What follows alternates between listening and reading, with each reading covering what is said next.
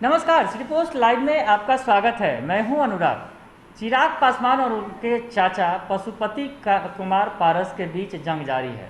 चाचा और भतीजा थोड़ी ही देर में पहुंचेंगे चुनाव आयोग। हालांकि चुनाव आयोग वो पहुंच चुके हैं, जहां तक खबरें मिल रही हैं।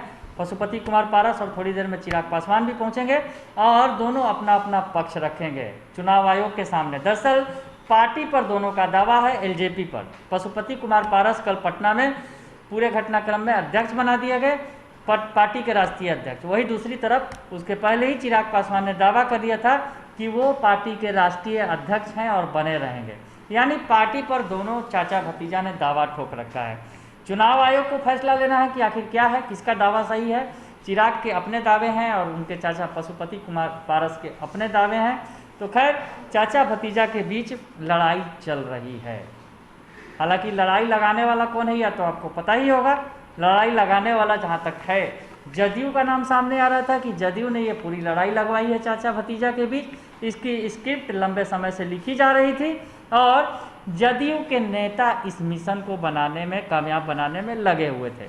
तो कुछ दिनों पहले ये मिशन जदयू का कामयाब हो गया था। बातें आई सामने कि इसके पीछे ललन सिंह हैं, जो जदयू के सांसद हैं, और साथ ही साथ उनके साथ जो महेश्वर हजारी, जो पासवान परिवार के रिश्तेदार भी हैं और बिहार सरकार के मंत्री भी रहे हैं, तो उन्होंने मिलकर अंजाम दिया और इसमें संजय सिंह ने उनका साथ दिया। संजय सिंह एमएलसी हैं जेडीयू के। यानी इन तीन नेताओं ने मिलकर सारी लॉबिंग की, नेताओं की, एलजेपी नेताओं की, और उसके बाद ये बड़ा धमाका हो गया। और धमाके के बाद अब एलजेपी बिखराव में है, बिखराव के कगार पर है। चिराग पासवान अलग थलग पड़ गए हैं, लेकिन चाचा के साथ 5 सांसद हैं, यानी पशुपति कुमार पारस को मिलाकर 5 सांसद उनके साथ खड़े हैं। तो अब पार्टी किसकी होगी, किसका दावा मजबूत होगा, ये तो देखना आगे जरूर दिलचस्प होगा। लेकिन कहीं ना कहीं जेडीयू के अंदर जरूर खलबली मची हुई है। इसको लेकर अगर कहा जाए कि उत्साह बढ़ा हुआ है जेडीयू का, जिस तरह से एलजेपी में टूट हुई।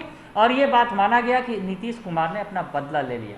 दरअसल नीतीश कुमार को खूब खरी खोटी सुना रहे थे चिराग पासवान चुनाव के वक्त। चिराग पासवान ने तो यहाँ तक कह दिया था कि उनकी एलजेपी और बीजेपी की सरकार बनेगी और नीतीश कुमार को 7 निश्चय घोटाले में जांच करा के उन्हें जेल भेजेंगे। इस तरह की बातें करते नजर आ रहे थे चिराग पासवान, जिसे शायद नीतीश कुमार ने अपने दिल पर ले लिया था।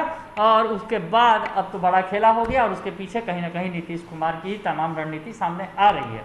खैर, इसका कोई पुख्ता सबूत नहीं है, चाहे जेडीयू ऐसा कोई दावा भी नहीं किया है कि हमने तोड़फोड़ की है। हालांकि एलजेपी ये जरूर आरोप लगाती रही है, चिराग पासवान ये आरोप जरूर लगा रहे हैं। तो हम आपको बताएं कि जिस तरह से जेडीयू के अंदर तोड़फोड़ वाला जो सिलसिला चल रहा है, ये कोई पुराना नया नहीं है, पुराना हो गया इसलिए क्योंकि इसके पहले एक जो विधायक थे, एकमात्र विधायक चिराग पासवान के, वो टूट के चले गए थे जेडीयू में। अब वो जेडीयू के विधायक हैं राजकुमार सिंह। उसके बाद बीजेपी ने भी तोड़ दिया था। एमएलसी जो थी एकमात्र नूतन सिंह, उन्हें ले लिया था बीजेपी ने अपने पाले में। और ये प्रक्रिया चल रही थी सतत रूप से, इसलिए कहेंगे क्योंकि ये प्रक्रिया जारी थी। सांसदों को तोड़ना था, मामूली बात नहीं थी। 5-5 सांसद थे, लेकिन 5 सांसदों को भी तोड़ दिया गया। तो कहीं ना कहीं जेडीयू की इसके पीछे महत्वाकांक्षाएं हैं बहुत सारी। नीतीश कुमार जिस तरह से विधानसभा चुनाव में कमज़ोर हो गए और कहीं ना कहीं इसके लिए चिराग पासवान को भी जिम्मेवार माना गया। नीतीश कुमार की पार्टी महज 43 सीटों पर सिमट गई और बीजेपी बड़ा भाई बन गई एनडीए के अंदर। तो ये कसक नीतीश कुमार के अंदर रही और लगातार इसके लिए जिम्मेवार कहीं ना कहीं चिराग पासवान को ही माना गया, जो एनडीए से बाहर रहकर बीजेपी को तो नहीं पर नीतीश कुमार को खासा नुकसान पहुंचा रहे थे चुनाव के वक्त। तो अब नीतीश कुमार ने ये जो बदला लिया है और इससे इनकी महत्वाकांक्षाएं भी बढ़ गई हैं। नीतीश कुमार की पार्टी अब कहीं ना कहीं चाहती है, चाचा भतीजे के बीच लड़ाई जारी है पार्टी को लेकर कि एलजेपी आखिर है किसकी, ये तो फैसला करना होगा चुनाव आयोग को। और उसके अलावा अगर नहीं होता मामला कोर्ट में जाएगा।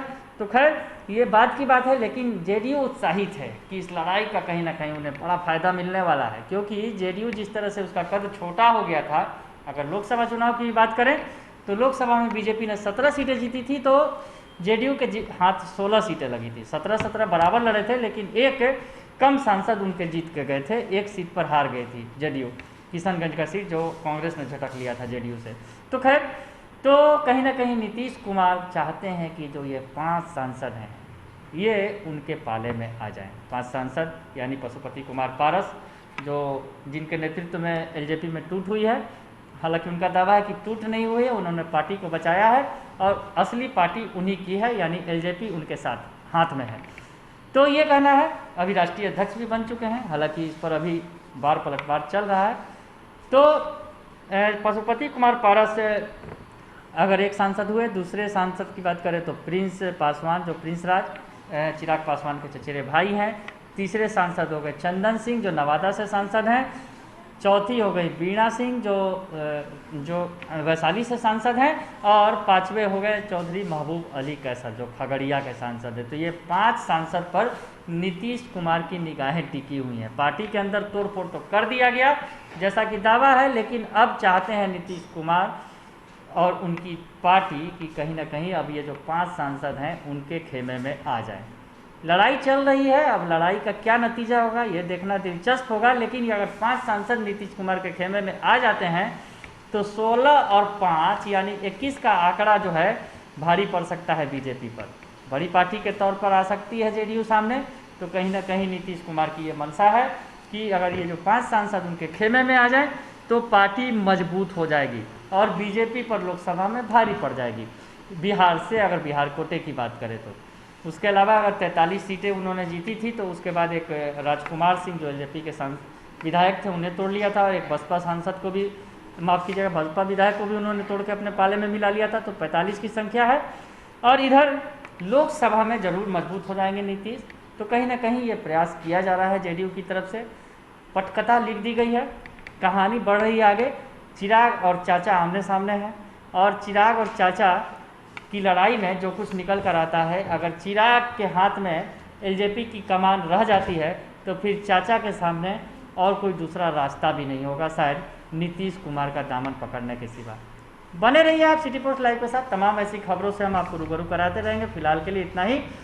धन्यवाद।